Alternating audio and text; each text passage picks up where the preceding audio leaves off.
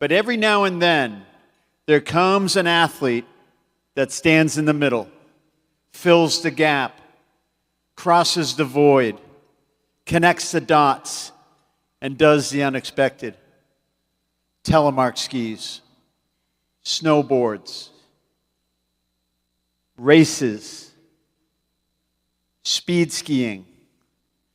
Somebody who saw the possibilities in all of that, driven by passion to have fun. Jimbo Morgan tells me that every time he went off to a speed skiing race, he brought his snowboard to go riding all around the world.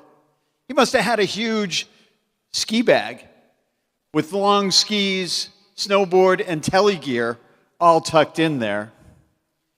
This California kid with a bad boy attitude, fueled by rebellion and adrenaline, with a keen sense of speed, he was nestled in a community full of mentors who were willing to teach and guide him all the way to the Olympics and beyond.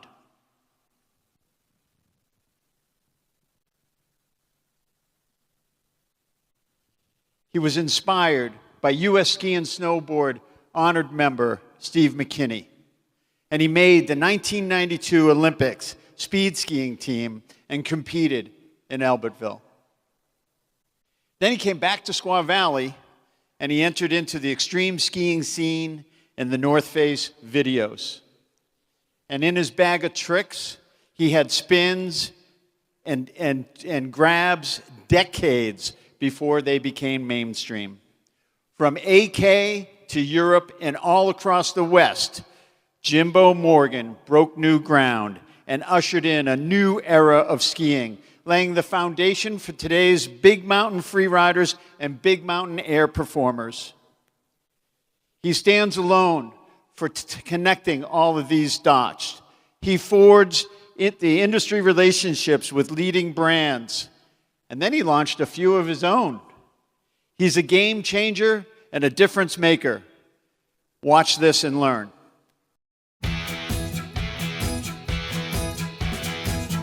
As a crossover skier snowboarder, Jimbo Morgan's daring approach, innovative spirit, and unmistakable flair helped ignite a generation of young skiers and riders.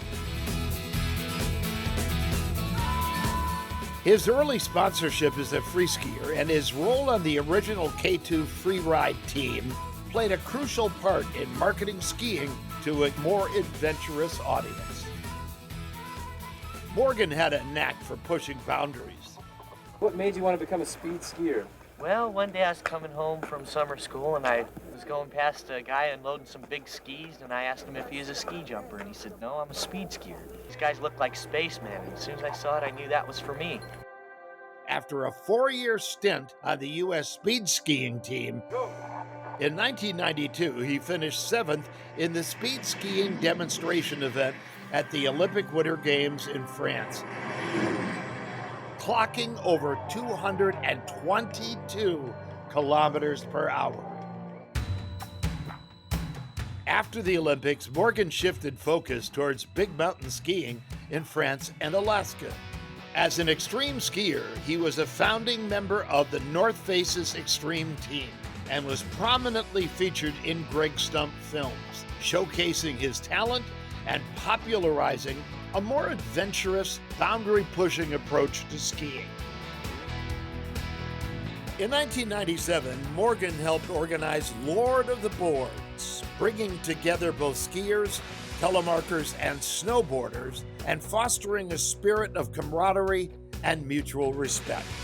Battle in the trenches, and you've got 3 other guys, so you just have to stick with it through the finish. You know, you never know what's going to happen after every turn. The event laid the foundation for what would later become one of the most exhilarating Olympic sports. At a time when skiing and snowboarding were seen as distinctly separate, he helped integrate them seamlessly and blend styles. His pioneering attitude drove trick progression and slopestyle and half-pipe. 85 is when I wanted to figure out how I could grab, and if my skis were straight, would that work? Or if my skis were crossed, does that give me an advantage to reaching over?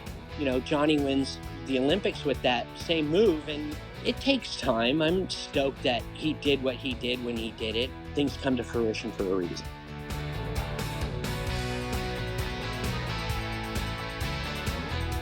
In recognition of a storied career of groundbreaking achievements and an unyielding desire to challenge the status quo, Jimbo Morgan is inducted into the U.S. Ski and Snowboard Hall of Fame.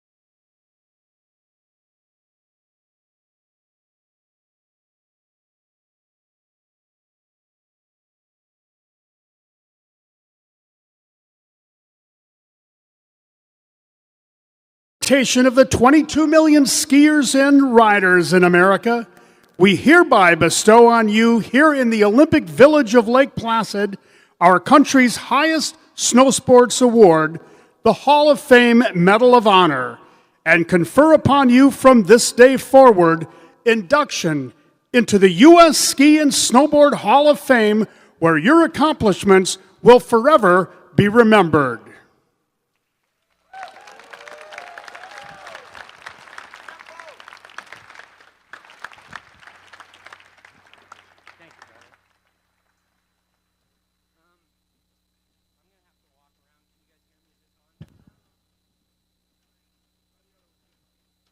Help me.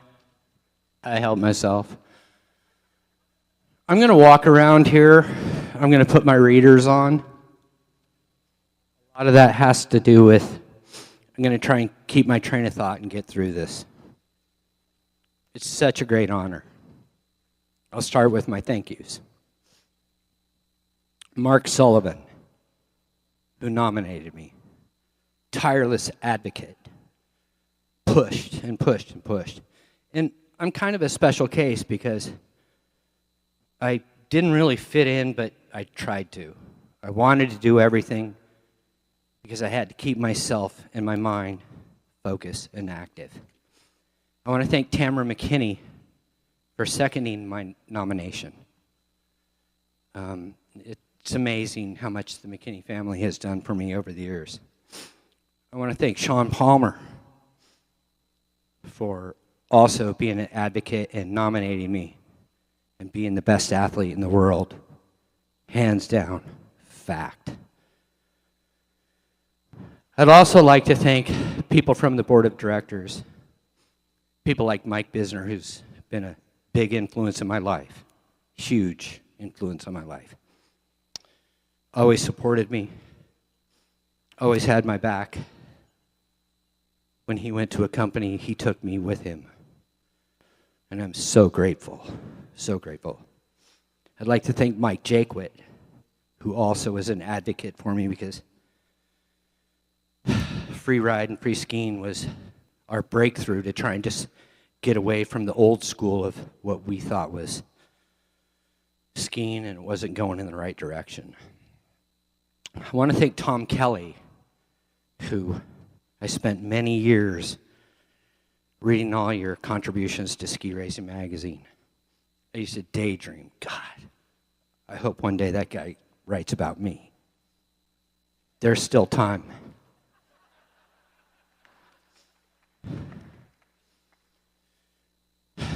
I'd like to, before I thank my heroes, I'd also like to thank the town of Lake Placid, excuse me. My wife Stacy and I have felt so welcome here from the time we got here. And this town is kind of hot tub time machine. It's really a jewel, and I say that with the most conviction ever. We went to Whiteface the other day, and I got to ski with a couple of my heroes, Dan Herby, Bob Lagassa. and one of my Olympic teammates, Chris Haslock. And it was so rewarding for us because I'm always a fan of all sports, and I just wanted to go to the top of the downhill. I just wanted to see what these guys saw at the start gate. And this mountain is so real. I'm from Squaw Valley, now called Palisades. But this mountain on the East Coast blows all of my preconceived notions of what a bitchin' mountain is. You're 1,200 vertical feet Higher than my home mountain. and you have a bunch of proud locals who let us know that. And at 2:30 in the afternoon yesterday, my thighs let me know that. So I'd like to move on to my heroes, my real true heroes, the people who inspire me. And one was Evel Knievel. The other was Tony Alva, a skateboard legend. And I took more from him than anyone. Wayne Wong was a huge inspiration for me. And of course, Steve McKinney drugged me out of a garbage can and set me straight. I want to talk about marketing in the ski industry and how important it is to promote your superstars, the people that you sponsor. I'm an agoraphobe. I've only done this one other time. Tom Kelly was there to see it. Bob Lagassa was there to see it. And it was when Tamara asked me to speak about Steve's induction. And I was like, God dang, I've never done anything like that. And you don't even know how much that's going to cause me anxiety. So hence, this is why I'm walking and not looking at any of you and keeping my readers on so I can keep my train of thought here because I'm so passionate about this moment and so lucky to be here.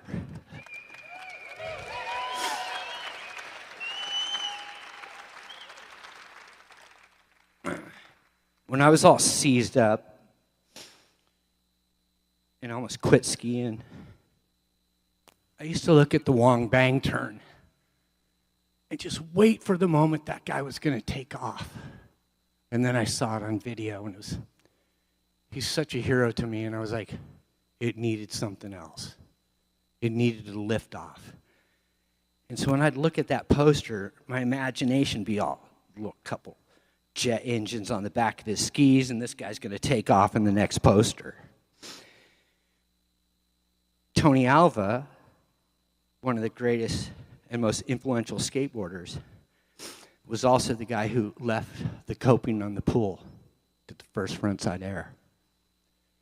Grabbed his board, left the cement, and came back in. And so I wanted to take a combination of Wayne Wong's bang turn and Tony Alva's skateboarding frontside, but I was also very heavily influenced by all the people I grew up with. Terry Kidwell, Keith Kimmel, Sean Palmer, legends, Alan Armbruster. And that's who I hung out with. I didn't hang out with my racer friends. I hang out with my skateboard friends. I was raised by a single parent, charge nurse. We didn't have a lot of money, but we had a lot of passion. We always found a way. And being an agoraphobe, I had to keep my mind active, or I would have somewhat of a panic attack. And the panic attack was never out in daytime or anything. It comes between 12 a.m. and 2:30 a.m. And thankfully, I have a strong wife who's always there to support me when this happens, but it's still there. And so grabbing my skis was seen like a natural progression for me, but it was also because I didn't want to see skiing get left behind. And I was seeing what was happening in snowboarding. It was so brilliant, it was so vibrant, it was freaking awesome. And we needed to kind of catch up. And so while I was snowboarding, I had no idea what kind of future I had in front of me.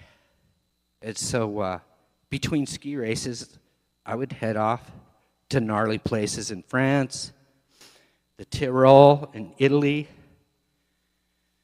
And I started climbing, and I started trying to attempt to do everything on my skis, on my boards, on my tellies.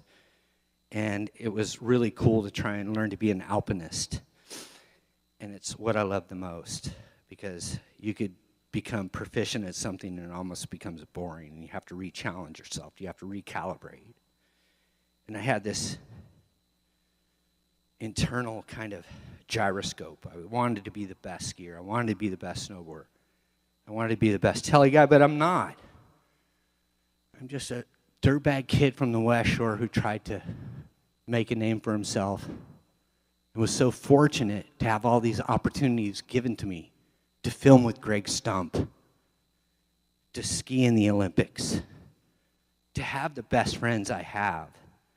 I'm the most fortunate person in front of you. My wife recently battled and conquered breast cancer. And I also dealt with colon cancer. And it's why it's a miracle I'm even in front of you, and that's the emotional side. So I owe so much to skiing in this community. And it's a day like I had yesterday at Whiteface that brings it all back to center. It doesn't matter where I'm at. I can go to the local rental shop. I can get a board. I can get a ski. I can go participate. And have a great fucking day. And yesterday I had just that. I got to ski with Bob Lagasse and Dan and Chris. And there was no pretense. It was just we were there. We were doing it. I don't want to take too long up here. I just want to say that the chairlift is my psychiatrist. The runs, they're my therapy. The mountains, they're my sanctuary.